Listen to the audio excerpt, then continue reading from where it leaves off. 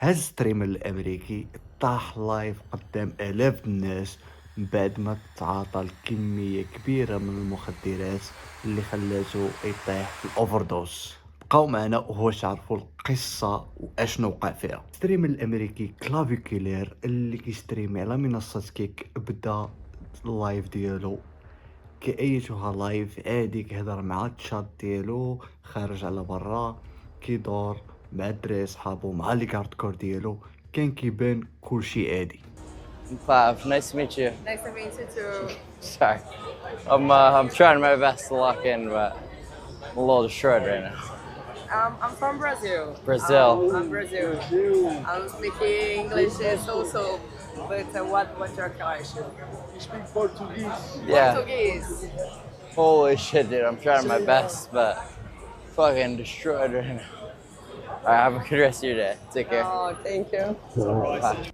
ولكن من بعد تشاد بدات كتلاحظ شي تصرفات غريبة جدا، خصوصا ملي كانوا شي لي فان كيبغيو يجيو يتصوروا معاه. تما بداو الناس كيتقلقوا في تشاد وبداو كيطرحوا شي اسئله، علاش، شنو واقع، واش كلشي مزيان، لانهم شافوا من بعد ما كان كلشي عادي تقلب كلشي وبان ليهم انه ما بقاش كيتصرف نورمال. Yeah.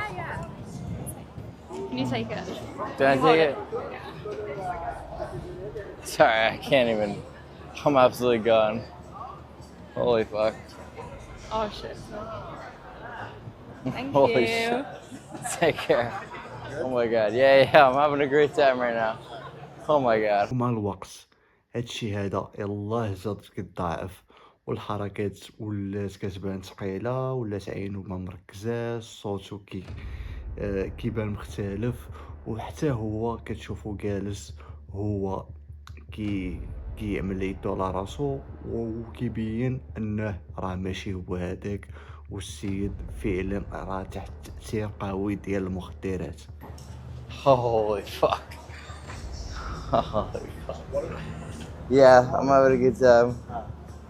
Holy fuck. Oh my god, yeah.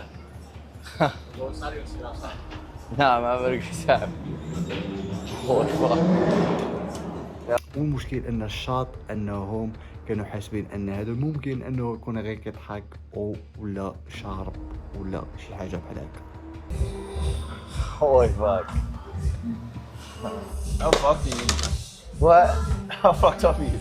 Dude, I'm gone. Like scoops of water, ice water. Oh my god, bro. Oh my god, I was like Drink a little shit. water here. Drink a little water. Holy fuck. Holy me. Dude.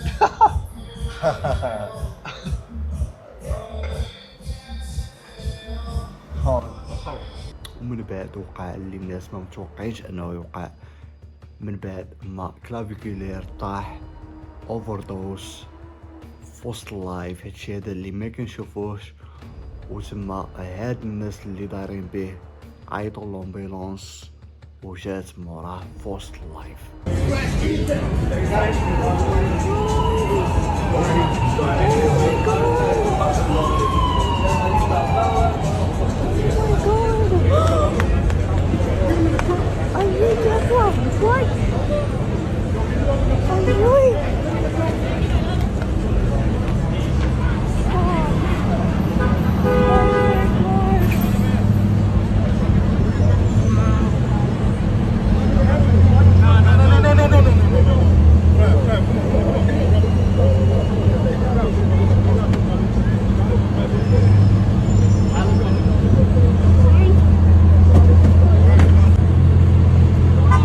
ومن تما الشاط تبدلات من الضحك للخوف الى الصدمه.